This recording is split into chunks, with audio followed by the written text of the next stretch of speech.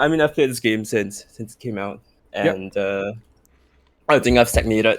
Well, I probably stagnated a long time ago. And I think I know some. I mean, I've been catching up on a lot of your bots, not just with my mains, but a bunch of heroes in Overwatch, and I think I have a Sure. decent grasp of certain concepts. Sure. But at the same time, doesn't seem to be coming through in my gameplay, and I'm not too Sure. sure what Sure. it is that I'm missing. Yeah. Okay. Okay. So I guess we could start with this. What rank are you, and what role are we going to be looking at today? I'm a support main, so that Got it. um, was in sort of midish diamond. I've sort of dropped to top of plat. Um, Okay.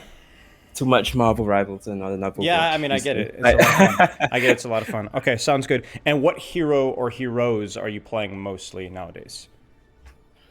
It's mostly my Ana that I want to look at. I Mostly think Ana. that's what I've been playing since the very beginning, Okay. and the one that I struggle with the most. Okay. There's also some brick mixed in the bots that Sure. I've saved. Now, Oh, from the the very replay codes. beginning, from basically since you started playing the game, you've played a lot of Ana then. Uh, yeah, more or less, yeah. Since my first year of playing, kind Sure. of picked it up and it's been with me all the time. And that's primarily what you play nowadays, like 75, 80, 90%, whatever.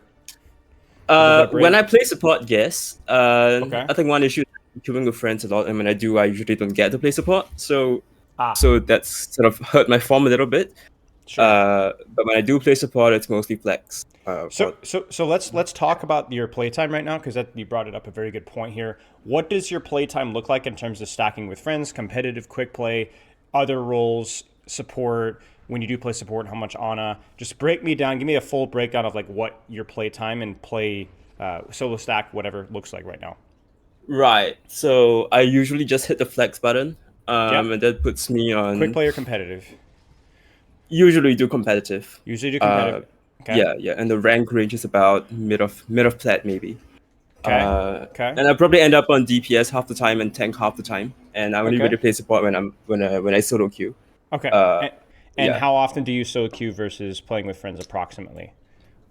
To be honest, since I booked the session like 3 months ago, and not two or 2.5 months ago, not too much solo Yep. queue. I sort of dusted it off in the past couple of weeks to sort Sure. of get ready, and yeah, Sure. so So not too much in the last few months. sure. So mostly just playing with friends. Now, this is a really important question. Do you solo queue? Okay, so let's put it this way. Do you stack because you feel like that's where you get the most practice, or you feel like you need to, or do you stack because it's the most fun version of the game for you? Yeah, I stack because I want to play with friends, Okay. and we think it's a social thing. Yeah. Yes. Okay. Okay. So that's the hard part, right? Because that if you enjoy playing with friends, I don't really think I will feel good about telling you not to play with friends. You should play with friends if that's because it's a game, right? Of That's the course, most yeah. fun, right? So my general recommendation, it's like a very basic recommendation, but my general recommendation for people in your position is solo queue a little bit as many days as you can. And by solo queue a little bit, I might literally mean one or even at most two games. Just one or two games, maybe every day, maybe every other day, just to go and go get your practice in so that then when you can go play with friends, you've kind of eaten your vegetables. Do you understand what I'm saying? Yep, I get you. But I don't want you to completely change your schedule away from playing with friends. The reason why I think it's important to solo queue, there's two reasons. Number one, it's better practice. You're able to focus on yourself, not worry about any social factors or calling or, you're able to just focus on yourself, right? That's the obvious one.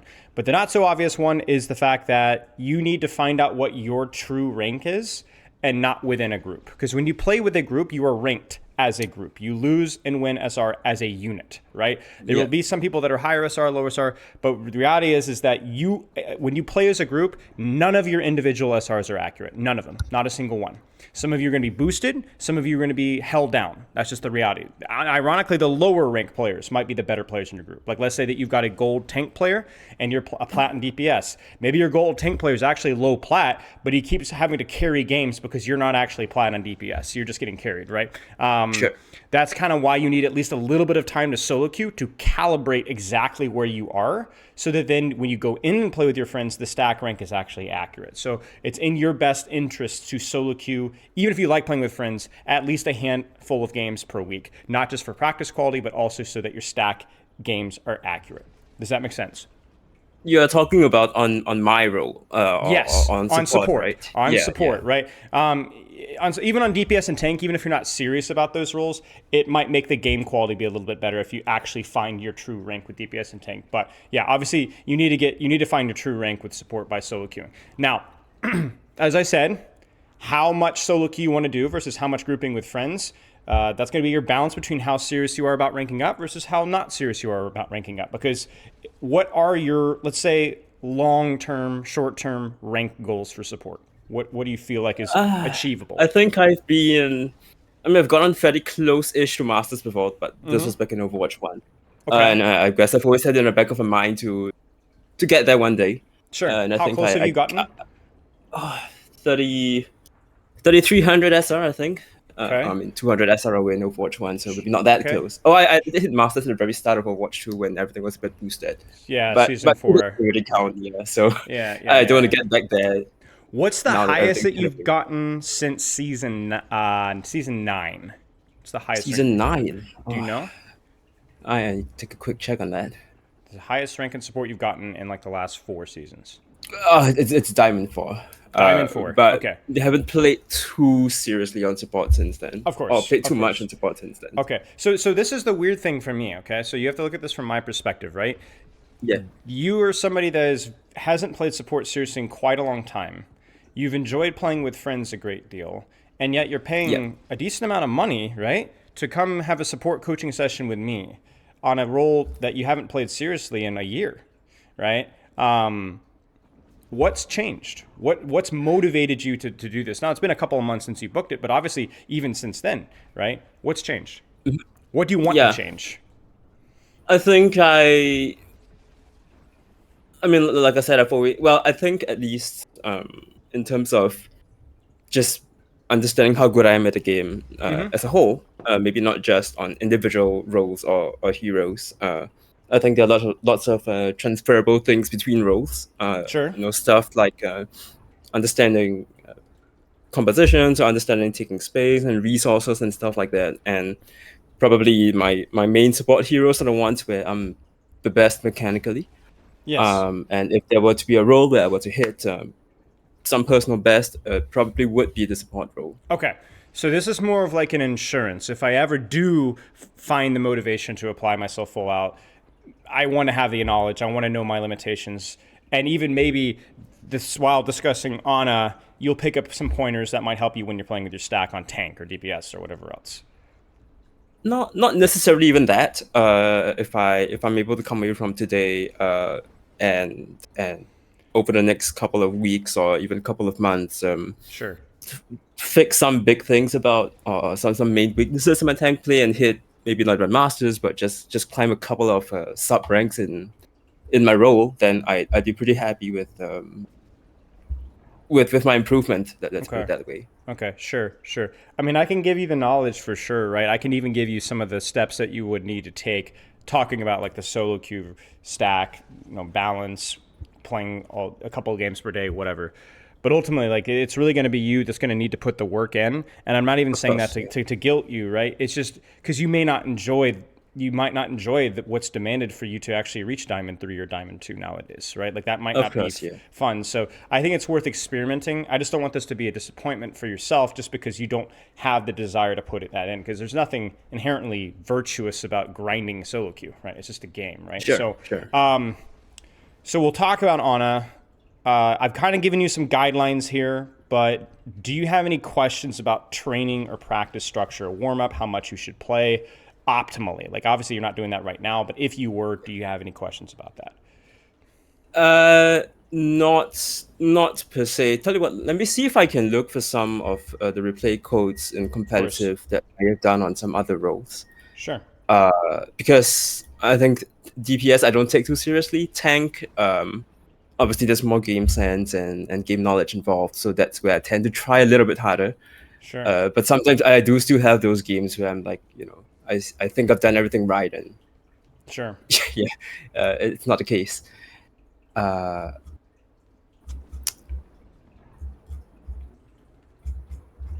Here's a let me few. just pop one on our replay code in the chat first. That works for me. I have to do this, right? Perfect. And before you load that, I'll take a quick check for what else Okay. is in my history. Okay.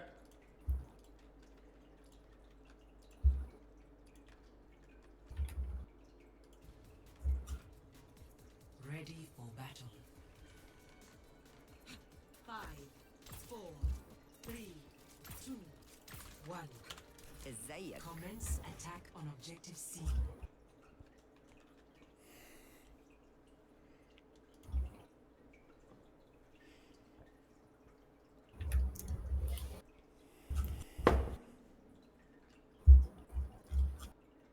All right, yeah, I can't find any losses in competitive, in particular. We don't need to on find the losses console. particularly, as long as they're close games. That's all that matters. Yeah, let me have a look then. Okay.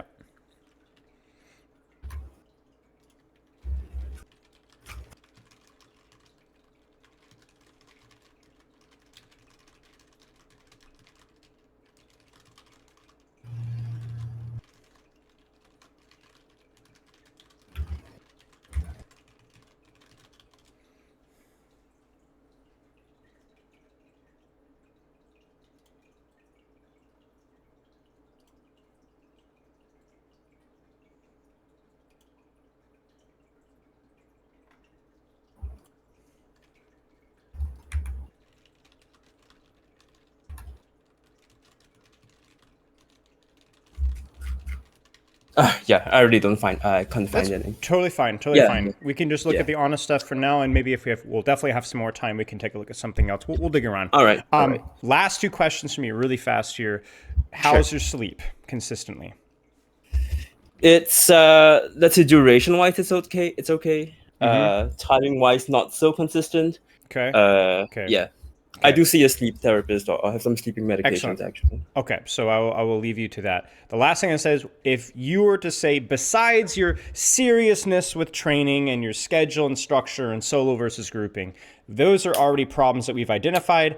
If you were to apply yourself, that's definitely the most important thing that you could adjust. But ignoring that, is there anything else that you feel could be holding you back from improving? Whether that's mentality, mechanics, understanding of a specific concept, something in your gameplay that you feel like you can't execute on, what would come to mind? I think mechanics have my support mechanics have degraded from my best, Yes. but I don't think they are too far off Sure. where I used to be. I think the bigger issue is sort of just autopiloting and turning off and sort of just not, Sure. thinking as much as I should be. Sure. Okay. So what we'll do is we'll obviously address that in the review, because we'll give you some things that you need to be thinking about. And then how to think about those things, we'll talk about that a little bit later as well. Any last questions before we jump into this review here? No. Yeah, good to go. Let's, if any questions come up, we can take a look here. So, Ana right. and Clash. I love the skin. I love the gun. This is going to be fun. That's my favorite. I always use this skin. So let's take a look. Ana Yeah, is my... the mythic skin is I don't like the voice line on that. I agree. The I sound agree. effects. Yeah. I agree. I think this is... Ana might be my favorite character in Overwatch. She's certainly in my top 2. I just love how she plays. I love the dynamics. I love the skill. I love the mechanics. Yeah. I love the punishing high highs and the low lows if you make mistakes. But there's always a feeling that I could have done something better. Yeah, I think Clash in particular, given that it's a relatively new game mode, I think I don't have a great handle on how to play this compared to some of the older modes. Sure, of course. I think one of the things that Ana is exceptional at, especially compared to a lot of other supports, is when she can kind of set her feet. She's one of the most valuable and dangerous supports in the game. I think Ana and Zenyatta are lethal if you don't disturb them, essentially. But obviously, Zen Clash... is not a main, actually. Right. So Clash is by nature disturbing, right? Quite literally, because there's so much movement, there's so much unsettling back and forth, and knowing when fights are lost and maybe trying to clutch things. And because you don't have a lot of mobility, and because you are fragile when you get caught in the wrong position, then it's not great. So for Ana, it's really going to be about finding a position where you can control the battlefield, apply pressure, and then actually applying that pressure. And I think there's just a couple of really fundamental rules with Ana, some of which you probably already know, some of which you may not. And obviously, there are exceptions to these rules, but these are good fundamentals to start with. Number one is if I can cut in with one question here. I think Please. one thing I do struggle with in Ana is I get the concept of, or the idea of finding a good place to play from, but Yes. how often to adjust and reevaluate the position, I think Right. that is something that I struggle Right. with. So that's called dynamic positioning, and it is based off of only one thing. Where are your threats? And then rotating accordingly. So for example, in this position right here, if you were to rotate you to here, and the Malga, oh my gosh, what is going on with his hair? That's like my hair. That's like my hair first thing in the morning. If he's to rotate directly on top of you, then all of a sudden, then this may not be, same thing with Genji, this may not be the lane that you want to pick. So you always have a position that you like as Ana on every map, but you need to be comfortable rotating away depending on what's given. So if they rotate on top of you here, well, then that means that you're more flexible to rotate to this position here, okay? If they were to rotate to you here, well, then that's in a position we need to rotate away from here. If they're on Widowmaker, well, then all of a sudden you're allowed to deepen your angle, maybe even set up a deep flank because you can't control long sightlines. The concept is essentially when your powerful position is under threat, people are rotating towards you, rotate and adjust accordingly. That's it. And you'd be surprised at how good you are at actually figuring out where you should go. It's just, you have to remember to do that in the moment. Does that make sense? And how do you balance that with needing to maintain good line of sight to your own tank and your teammates? So because remember, sometimes you hide and yes. So when people are the nice thing is that there's always a balance. There's always an opportunity cost. If you have threats that are rotating towards you, this Genji, this Malga, okay, that means that Genji and Malga are not rotating towards your tank. They're not rotating towards your Ashe. So yes, while you're rotating, you may not be able to heal. You may not be able to damage as effectively as you normally could. But because they're putting resources on you, they're not putting resources on the rest of your team. So that then the need for healing is less. Does that make sense? So if this, Sure. if you go here and the Malga and Genji dive you, that means they're not diving your tank or your Ashe. So yeah, they might need some healing, but there's less likely to die. Whereas if you're uncontested and they're just all rotating onto your team and they're ignoring you, well, then you need to heal and you need to damage. Basically what happens is the enemy team will spend resources on diving you. All you need to do is rotate and survive. If they ignore you, then you have a lot of responsibility of doing damage and healing. Make sense? So don't what you worry say about to like using yourself as bait in a sense to a certain extent. If let's put it this way, if the enemy team, if you are forced to rotate as Ana, you should not have as much concern about your team. Because if you're forced to rotate, it means the enemy team is giving you attention. Okay. That's it. Yeah, That doesn't necessarily you try to rotate and go out of your way to bait yourself, but it does mean that if you have to rotate, you shouldn't worry too much about your team. You should just worry about yourself until you're setting your feet again and then do damage again. And that's really all Ana is. It's like, can I set my feet and do damage? And if the answer is yes, then you're going to win the game. Now, once you have set your feet, going back to those simple rules, anti-nade offensively as soon as you get an opportunity, most of the time, right?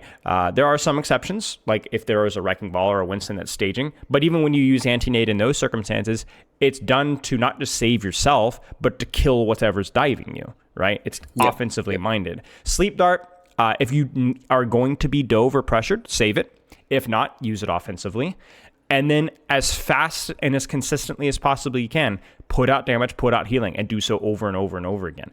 Whether you should damage or whether you should heal, more often than not is really just a numbers question. Like, for example, right now, as soon as you heal this Ashe to full, because this is going to be a 55 damage or 55 healing shot, you should try to do damage. You don't sit here and heal constantly on people that are full HP. You need to put out 75 damage, 75 damage, 75 damage. Is it only 55 on the heal? Oh, you're talking how she's missing. It's how much she's missing approximately, right? So you need to be consistently and constantly looking for damage and heal value. The problem is this Ashe might be missing, like, let's say 5 HP or 10 HP, and a lot of Ana players will heal her. Top up. Right, top up when there's an opportunity to do damage elsewhere. And that's the mistake that you have to go out of. You need to kind of default towards damage until healing is needed. Not because healing is more important, or damage is more important than healing, that's not true, but oftentimes there's more opportunity to damage than there is to heal in Overwatch. And that's just a general rule. So yeah, okay. So we're gonna actually, all those complicated concepts, we're just gonna simplify and streamline really quickly here. And so as we start from rollout here, I mean, she died instantly, right? The first thing you should do here is, even as you're shooting, you need to be moving towards a position of damage. So the problem is not that you're healing your Ashe. She does need healing. The problem is that you're standing here while doing so, when instead you need to be rotating towards an angle or a sight line so that you can actually start putting out pressure. Now, you're like, well, the Malgan Genji was there. You didn't know that.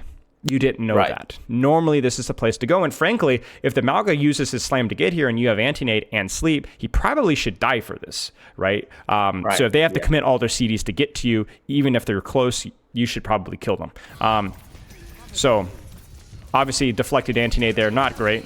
Good try to sleep. This fight was lost almost instantaneously. The biggest thing that you needed to do was rotate towards a position, even while you're healing if possible.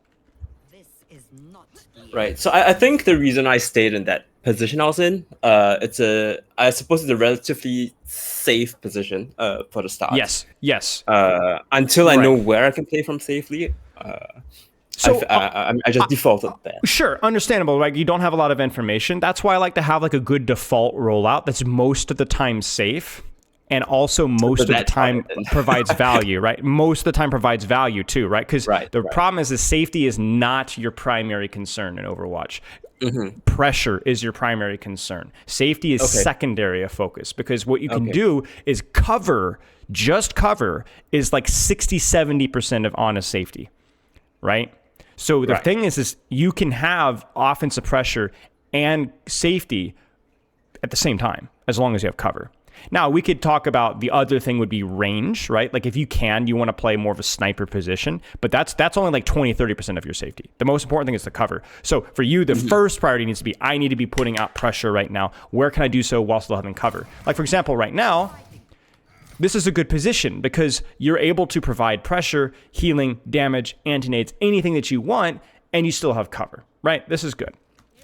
Yep. Now, we could nitpick and be like, maybe you could be on high ground, so you have a little bit better vision, but it doesn't really matter. Now, this is interesting because you have degraded your value of your position. Do you notice what you've done? Walking to the point. You've walked onto the point, correct. So the question is always, do you gain offensive value from the rotation from here to here? Probably not, because we're not going to retake correct point. In fact, we've lost point C, right? So we're just defending you have to fight here, right? So there's nothing gained from here to here, but oh my goodness, there's a lot lost. So the question here, we could sit here and be like, I think you probably would find this position here to be the best just because of the vision that you have, right? It's excellent, right? But to be honest with you, I didn't hate this. This is okay. You had decent vision. You had good cover. It's okay. It's all right. It's not great. This is what we have to avoid. Yeah, so that makes no sense. Yeah. So the question for you is why? You may not have been thinking, you probably weren't thinking when this probably happened. Weren't, no. But see, that's not the problem. Why is this the default habit for you? Do you have any idea? I have a guess. It's a very common problem. You'd be surprised. Yeah. But go ahead. I think I just didn't ingrain it into me too much to play from cover. Overwatch is still my first FPS game. Of course. I didn't really cultivate the habit of playing from cover like in CS or in other games. So I think sometimes if I'm not thinking too much, I just hold the W key. And that's very normal. I think what's normal is when people try to hit shots, they always press forward to make those shots easier to hit. When in reality, sometimes the best thing you could do to make shots easier to hit is something that's actually even usually a better habit, which is sometimes it's to stand still. As long as you have good, as long as the enemy team can't see you. But yeah, this is a terrible spot for you to be. You needed to get high ground. You need to find some sort of cover or angle to where, and I think you're thinking about it right here, right? To where you need to put out value here. Now, this is what we like to call a lull, okay? A lull is in there's not a lot going on right now. Not everybody's dying. Now, I know you're like, oh, my Cassidy is burning. But the most important spike in value that you have is that nade right now. And so you need to do whatever, even if it means not healing your Cassidy for a moment, your nade is so incredibly important. If you do not nade this Malga, if you do not nade, I don't know if you can see that Moira and Ana way back there, right? If you do not, left of Malga, yes, correct. If you do not anti-nade them, you are going to likely lose this fight. You must put out pressure now. And the reason why nade is so good at that is not just because, it's anti-nade. It's the fact that it doesn't require you to do anything but press a button for half a second. You can anti-nade and then look away and heal your Cassidy. You can anti-nade and heal your Zarya, anti-nade and heal your Ashe. You can anti-nade and then just go back to heal botting. Now, that's not optimal, but you can. You understand? So, right. So I think I have a question here because Sure. I've watched a lot of your previous Ana VOD reviews about using anti as a pressure tool basically onto the enemy backline rather than just like saving it for yourself. Sure. But in this case, I mean, first of all, they have a Kiriko, right? So there's a cleanse there, and secondly, I find it hard to guess, I suppose, when the enemy backline is about to peak. So I mean, in this case, they could appear from a completely different part of the map, right? So, Sure. So we only expect you to see what you can see. You see what you can see right now, correct? Yep. Anti-nade. Yep. Mauga, Ana, Kiriko. Now, you made a really important question, or made a really good point there, rather, which was, but Suzu, right? Well, let me introduce you to 2 rules. Number 1, the rule of numbers, which is nade is generally a shorter cooldown than Suzu, last I checked, right? But there's an even more important version, and it's called the overreaction rule. All right, you can probably see where I'm going with this. When you anti-nade, you're not just going to get Suzu. You're going to get attention. You're going to spark fear. You're going to scare. You're going to force them behind a wall. You might get cardiac. You might get defensive nade as well, or sleep dart. See, the rule of Overwatch, and this is why going first when the fight starts is always better, is because the first lethal thing that's used always forces more than one thing in response. Always. Almost without exception. You anti-nade, you're going to get a lot more than just Suzu. You're going to have people hiding. You're going to have people screaming for heals. You're going to get heal attention. You might get 2, 3, maybe even 4 cooldowns.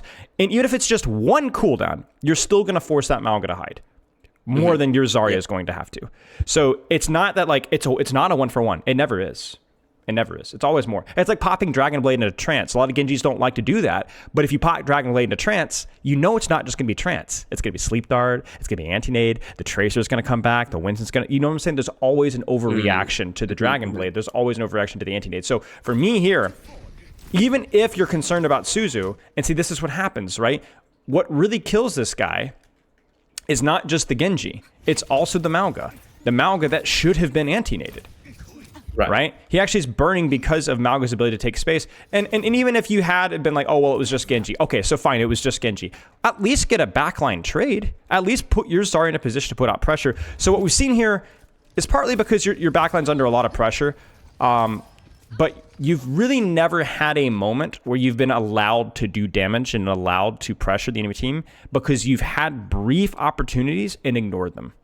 And so now it feels like your team has been 1 HP this entire game, and that's your fault. Right. So would you say that all stems from me not walking through the middle of the point instead of holding a better... I think 2 things. One was your initial starting position. Correct. Yes, your initial starting position was confused and had poor sightlines and poor cover. So then you're panicking and rotating mid-fight instead of actually just relaxing and killing people. And then number 2, it was a far anti-nade. Let's not lie. It was not an easy one, but you must hit it. You have to. And you didn't do it for it. Okay. So it becomes like the rich get richer. You know what I'm saying? The enemy team takes a position. Like, this is silly, but at least you hit an anti-nade, right? Like you don't have the best of cover. You are way too close. But honestly, you have a little bit of cover, at least from his backline. Like, this is more. You've done more now. Like, this is going to work out better than any of the previous 2 fights. I promise you. Right. Okay, you should use sleep dart there. I'm not sure why. I don't know if you have the answer to this, but maybe it's just a mechanics thing. But I think even back when I was playing support more, I found that I often had trouble landing my anti-nades. I don't know if there's a practice code for this or if it's just a matter of me not anticipating stuff early enough, but yeah, just catching people on the rotate with the anti has always been a problem for me. Seemingly more than it should with a big AoE projectile like anti. I think the problem with anti-nade is the fact that it is just such a longer cooldown, and because it is so important, I think people tend to panic a little bit.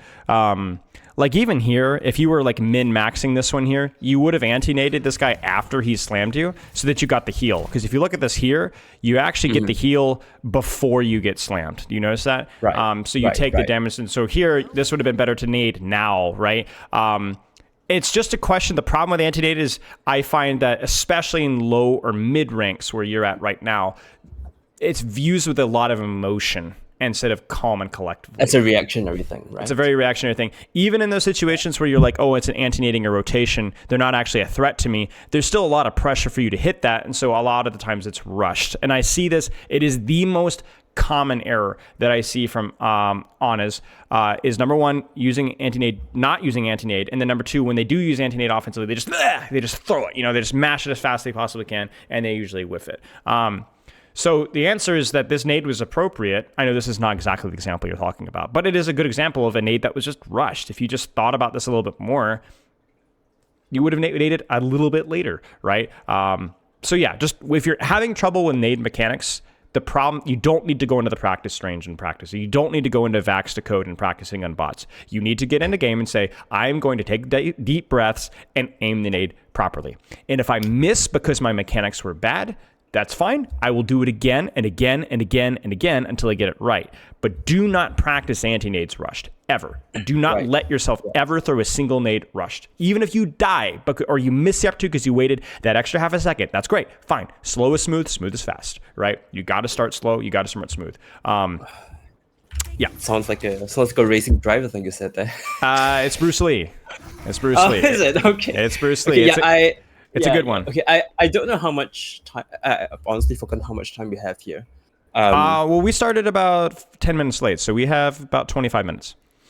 Yeah, if I could choose you another replay code, because I think this might be my first proper game that I lost, and this second one is from earlier today, so it's a little bit more warmed up, and things like rushing the anti-nade, I might have gotten a little bit more of a handle of. Yeah, absolutely. Okay, let's take a look here. Any questions so far? So I think over here I switched to brick maybe the last 25% of the board because I really felt like the hazard dive was a bit too much. Yep. Everything else, I think I've got the main picture, which is just not thinking enough all the time about where I should be repositioning to. Yeah, and that's the crucial thing. Yeah. So a lot of people say that I'm struggling because I tend to autopilot, right? But the problem is that that's not a bad thing if you're trying to just play your best, really. You shouldn't be thinking. But the problem is that's not good practice. So for you need to practice more on two things that we've talked about. One, pre-fight positioning. Where should I locate to put damage, right? So you should focus just on that. Don't worry about your anti-nades, don't worry about your sleeves, don't worry about your damage. Just set up.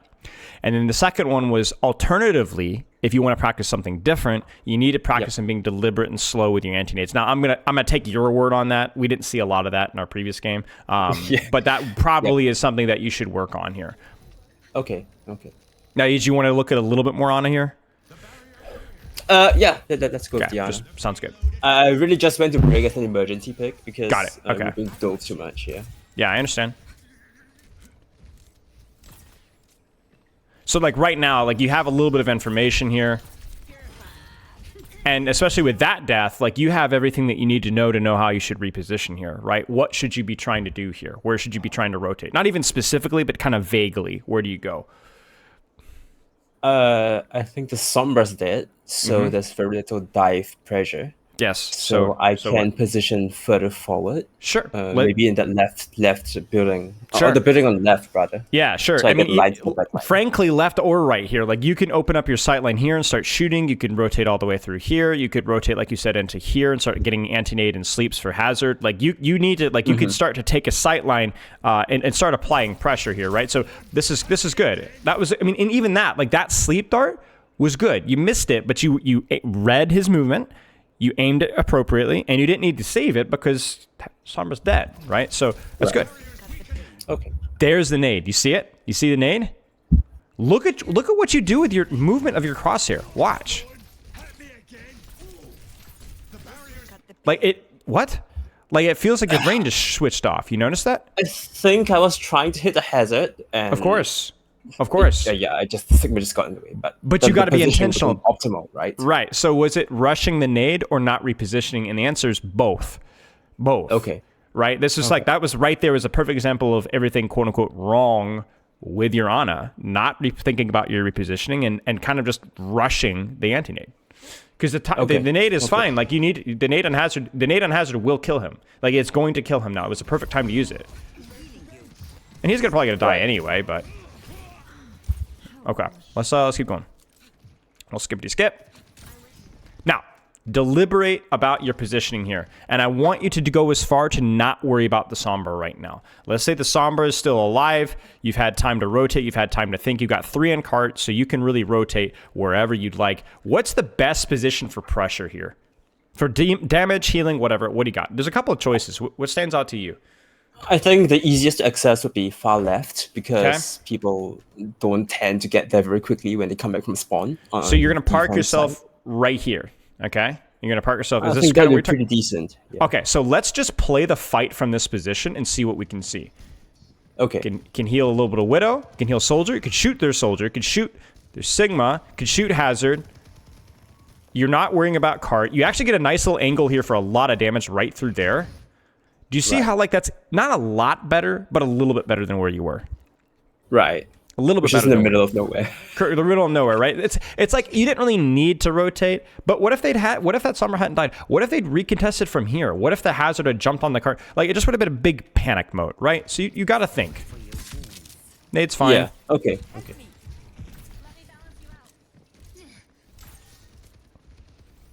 And now, now it's the next step, right? Now what? Where do you go from here? Because you can't let Sombra, like, the rule of Sombra is you cannot let Sombra ruin your day. You got to be aware that she's around, but you can't quit playing the game. You got to play the game. Where do you go? I think where my Widow, honestly, where their Soldier is. Sure. But not on the choke, so just like at that doorway. Yeah. Like, you've just saw her, and I need a nade now. Like, I need a nade right now. Let's get it. Sure. So the colors are messing me up a bit. So blue's the enemy team, right? Yes, okay, blue's the enemy team here. Yeah. Classic. Yeah. Sure. Good anti-nade. Force them out. That's okay. You see the rush and the sleep dart? It's kind of the same disease as the anti-nade. If I slow this down to 0.25, you would never believe that you'd miss a sleep dart. Never. How do you miss it? Right? It's because you're panicking. You're panicking. You even see that flick, right? That unnecessary flick. Right. You see that all the time. The flick to the left, right? Yeah. Okay. So you're dead. Let's see if we can adjust things here. Be confident. Like, be confident. Like, I have sleep on a nade. I don't need to be scared of anything. Okay. Panic of the nade. You see it? Like, that nade has to hit. It has to. It has to. There's, like, it's fine. I saw the vision just to make sure that you get the kill. You can nano him if you want. Yeah. I didn't think of that. Nice. Quit making yourself an easy target. Sure. All right, so now you know Sombra's dead. So now you've had all this chaos, right? That you've messed up your nades and everything. But now you could settle down a little bit and start to think about your positioning. Where should you go? What makes the most sense? Okay, does that make the most sense versus Sombra? I think there's a health pack. Yes. So if I can get that position around the health pack, then I can save myself. I agree. Now, I'm not disagreeing with you. I actually think top left is definitely really good. The reason why I asked that question is I'm challenging you not to just take the position that you always take. But I want you to think about, what are they on? How should I position? What are they on? How should I position? Does that make sense? If not top left, I'd say the only range they have is Soldier. So I could take top. I mean, around the boiler, so kind of on the catwalk. You could. So you're thinking about you're asking the right questions. You're thinking about the flanking. You're thinking about the range, right? If they're on Widowmaker, neither of those positions would work. So where would you go? If they're on Widowmaker, honestly, directly in front of where the cart is, because I'm sort of hiding underneath there, peeking out to my tank, peeking out to where they're going to push from. Sure. I think that might be pretty decent. I think it would definitely be pretty decent. In fact, I could give you one even spicier. You could sit up here if they're on Widowmaker. Right, because the Widow will be top. or Yes. to the right of where we were. Right. So now there's a world where she could peek all the way around here, but it's unlikely. And you could do this. You can also do things like this as well versus Widow. But whenever they're on Widow, they're not on Sombra, right? Or if they're on that, they're not on another hero. So, but yeah, I like the way that you're thinking about these things. These are good. But I need you to take space here. I need you to take space. Now, you're the only one on I'm card the only here. one on card at this point, if I'm not mistaken. So I was also playing card to an extent. But there's a reason why you're the only one on card. Right. It's because you went to cart. You need to rotate now. You understand? Trust my teammates to push the cart in a sense. Correct. And if they don't, then you drop down and then you push cart. Okay. You understand? Okay. If you often are one of the more important, it is very important to have a support position in space. If your teammates don't do it, then you can take cart. That's fine. So it's my default always to take space. Than, always to take space. And if somebody else, if the cart's by itself, then you're totally fine to go push cart. Works for me. Mm-hmm. But the reason your Cassidy leaves, and he should have, is because you went to cart. Right. Good nano, by the way. Okay. Good nano. Very good nano. Yeah, I think I was just countering the soldier out there. I like nano whenever there's a fight starting on anybody that can fight. It doesn't matter who. And there was definitely a fight. Don't mind the sleep. I like the nade. This is all good. Yeah, I even like the sleep was just there's two or more people in that choke. Yes, and you don't need it. Someone is a clump of people there. Right, and you don't need it because there's no dive threat on you at that exact moment. So there's no reason to save it. Okay. Yep. Very good sleep.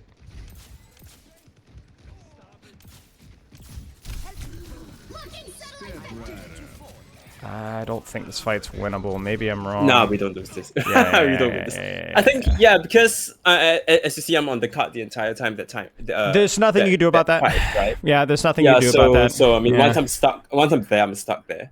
There are circumstances where you could leave cart and go help your team win the fight, but obviously that wasn't possible there. It would have taken too long. So, like, when your Sigma over pushed, like, he was dead. There's nothing you could do. Now, if you're like Kiriko, maybe you would leave cart and go TP through, but there's no way that you could help. So I think I was like, okay, the Sigma died, and from then I was like, okay, take your space. What can I do, right? Yeah. Take your space. Take your pressure. Where do you go? You need to put pressure. This is not pressure. Where do you go?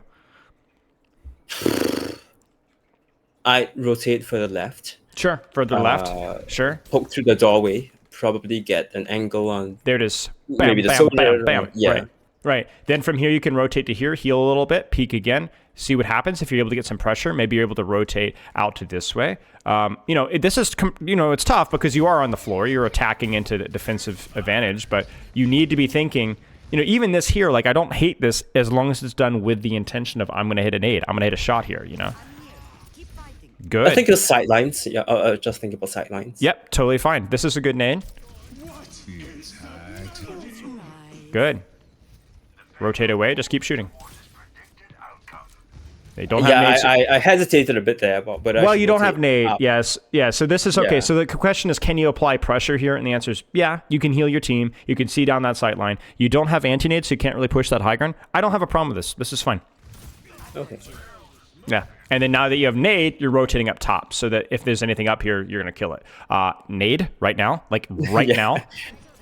I don't think you see it. Like your first default is to turn. Oh no, somebody's a little bit low. I'm gonna heal. No, you nade now. Now this is the spike, and the answer of who you nade is it doesn't matter. Kiriko, Juno, Hazard, any of the three that you see here, you need to nade, and you need to nade right now. Has to be now. Has to be now. and then it's just like it's just now that one, it doesn't feel like it was rushed. I think you're going for Juno, you aim too low, so that's just bad mechanics. I can live with that.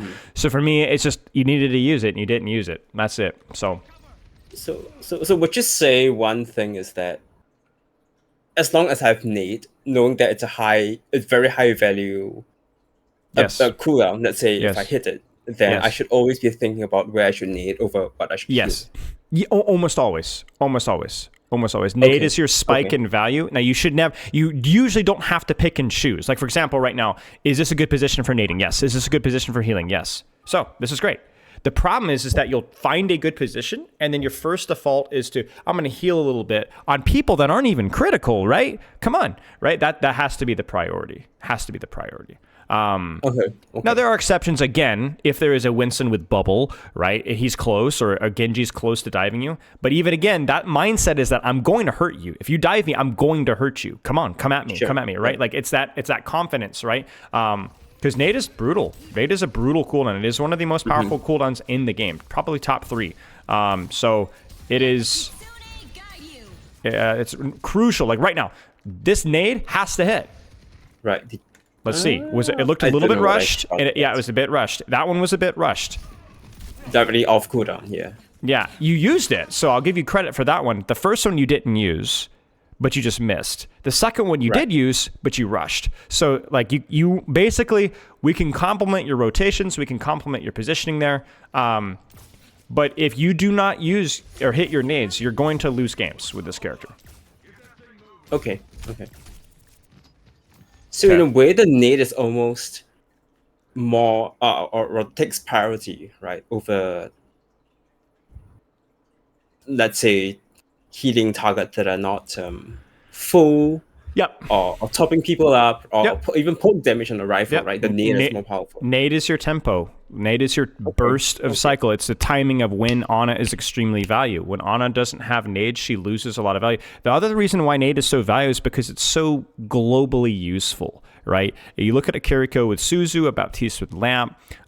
Those are all very important abilities too, but you can't force Suzu value necessarily, or force Lamp value the same way that you can with nade. Nade is just, like, we can, any fight, nade value is not even something you have to look for. It's just there, right? Like right now, nade value is just there. It's not going to be easy. Maybe you want to wait a second, but if you really had a nade now, you could. Let's wait another 2 seconds. Right, and there it is, right? Let's see what the response is. I'm here. Maybe not the best, but it did force a response. It forced a response. Because you can't even think about, it forced TP, that's a bad cooldown trade. That's not true. What else did it do? I'm here. You see it? Put the Kiri in a less good position. Juno as well. Juno, I'm pretty sure, reacted to your anti-nade. I think. Yeah, she did. You see that? Look at that. Oh, okay. So now Yeah. you have 2 supports that are woefully out of position right now, and you're not. So these guys aren't getting healing. They're not taking damage. That's on you. You did that, right? And it was kind of a high risk anti-nade too, right? Credit to your mechanics, by the way. Very, very difficult nade to land. Nicely done.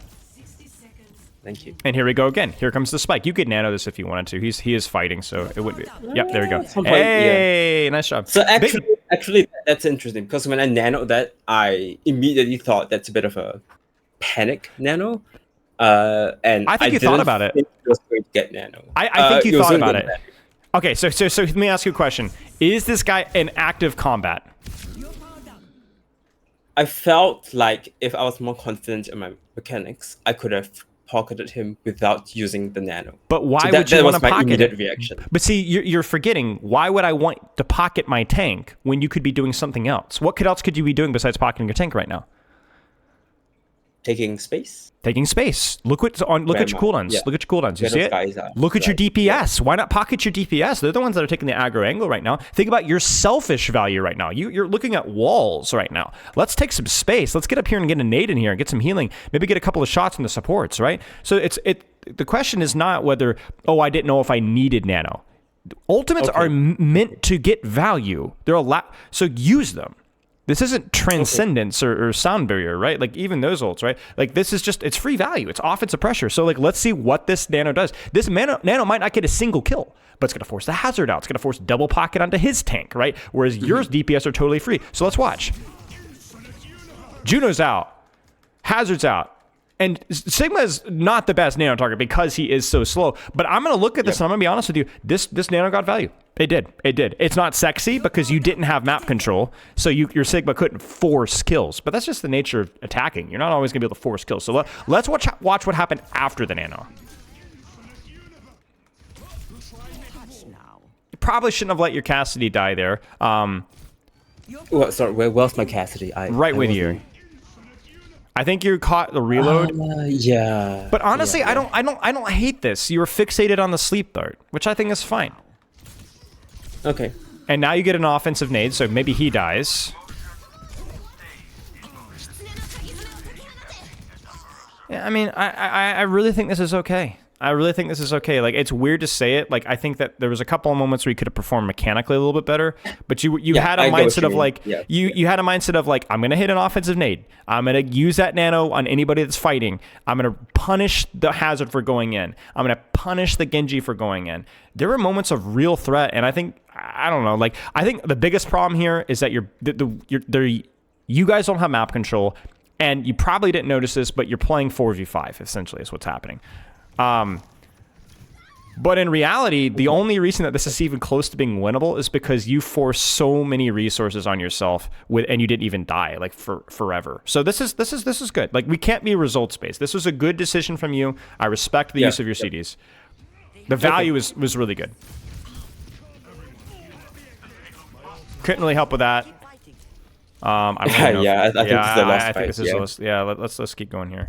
But you did well. There was value there. Okay. Widow. Okay, so now you got to think about how your angle's going to be. Where's your angle? You got Widow in the field. Widow So and Doom, I not dropped easy. down. I dropped off the high ground here. Yep. To not challenge the Widow. Mm-hmm. Well, apart from that, after that I dropped down, I think, to respect the Widow line of sight. And then I just sort of play around this pillar. Right. Widow can still see you is the problem, right? That's there's still risk here. To be frank with you, I don't know if there is a perfect solution here, but this is unironically where I am less scared of a Doomfist when I have Sleep Dart and Nade holding here than I am of a Widow holding here. Because I can punish Doomfist if he tries to commit on me, right? I think my, I guess, apprehension didn't. Anytime there's a Doomfist on the other team, is that obviously if I land my Sleep Dart, I can save myself from any trouble. If I land my anti-nade, I might save myself, but I won't get rid of the threat from the Doomfist because he can still gain his shields and whatnot from his yes, cooldowns, right? Yes and no. I look at the Doomfist on a matchup as very skill based, and it's something that really you shouldn't be running away from. As long as you can maintain a little bit of distance between them and have a little bit of cover, and you're managing your cooldowns well, you're gonna beat them, and vice versa. Like, it's really just who's going to play better. But when I've got a Widow on the field, that's kind of the more important thing because I can't really outbeat a Widow at long range. Like, there's just nothing really I can do. So Okay. If you struggle versus the Doomfist, get good. All right, play cover better, play around his punch, don't feed punch. Use your Sleep Dart wisely. But this is not. This is. Do you see? Like, the Sleep Dart was good. Where's my nade?